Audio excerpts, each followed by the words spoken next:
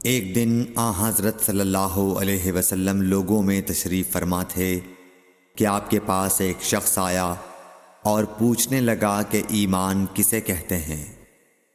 آپ صلی اللہ علیہ وسلم نے فرمایا کہ ایمان یہ ہے کہ تم اللہ پاک کے وجود اور اس کی وحدانیت پر ایمان لاؤ، اور اس کے فرشتوں کے وجود پر، اور اس اللہ کی ملاقات کے برحق ہونے پر، اور اس کے رسولوں کے برحق ہونے پر، اور مرنے کے بعد دوبارہ اٹھنے پر ایمان لاؤ۔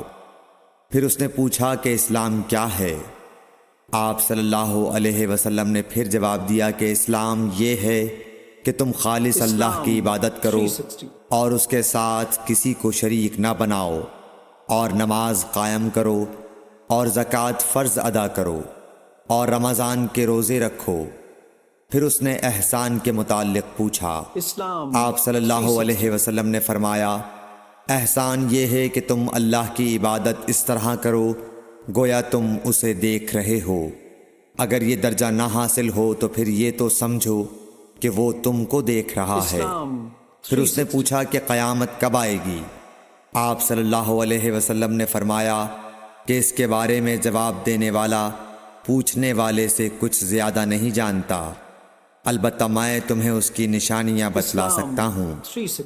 وہ یہ ہیں کہ جب لونڈی اپنے آقا کو جنے گی، اور جب سیاہ اونٹوں کے چرانے والے دیہاتی لوگ ترقی کرتے کرتے مکانات کی تعمیر میں ایک دوسرے سے بازی لے جانے کی کوشش کریں گے، یاد رکھو قیامت کا علم ان 5 چیزوں میں ہے جن کو اللہ کے سوا کوئی نہیں جانتا۔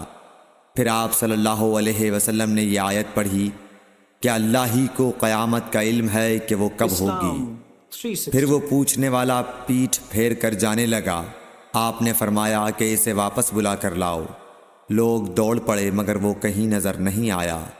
آپ صلی اللہ علیہ وسلم نے فرمایا کہ یہ جبرائیل علیہ السلام تھے جو لوگوں کو ان کا دین سکھانے آئے تھے۔ صحیح بخاری حدیث نمبر 50۔ قرآن و حدیث۔ ہرقل شاہ روم نے ابو سفیان سے کہا، میں نے تم سے پوچھا تھا کہ اس رسول کے ماننے والے بڑھ رہے ہیں یا گھٹ رہے ہیں؟ تو نے جواب میں بتلایا کہ وہ بڑھ رہے ہیں۔ ٹھیک ہے، ایمان کا یہی حال رہتا ہے یہاں تک کہ وہ پورا ہو جائے۔ اور میں نے تجھ سے پوچھا تھا کہ کوئی اس کے دین میں آ کر پھر اس کو برا جان کر پھر جاتا ہے؟ تو نے کہا نہیں۔ اور ایمان کا یہی حال ہے، جب اس کی خوشی دل میں سما جاتی ہے تو پھر اس کو کوئی برا نہیں سمجھ سکتا۔ صحیح بخاری حدیث نمبر 51۔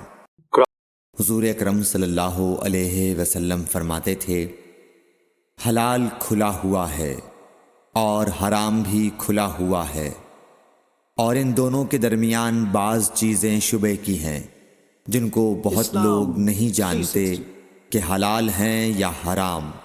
پھر جو کوئی شبہ کی چیزوں سے بھی بچ گیا اس نے اپنے دین اور عزت کو بچا لیا، اور جو کوئی ان شبہ کی چیزوں میں پڑ گیا اس کی مثال اس چرواہے کی ہے جو شاہی محفوظ چراگاہ کے آس پاس اپنے جانوروں کو چرائے۔ وہ قریب ہے کہ کبھی اس چراگاہ کے اندر گھس جائے اور شاہی مجرم قرار پائے۔ سن لو، ہر بادشاہ کی ایک چراگاہ ہوتی ہے۔ اللہ کی چراگاہ اس کی زمین پر حرام چیزیں ہیں، پس ان سے بچو۔ اور سن لو، بدن میں ایک گوشت کا ٹکڑا ہے، جب وہ درست ہوگا سارا بدن درست ہوگا، اور جہاں بگڑا سارا بدن بگڑ گیا۔ سن لو، وہ ٹکڑا آدمی کا دل ہے۔ صحیح بخاری حدیث نمبر 52۔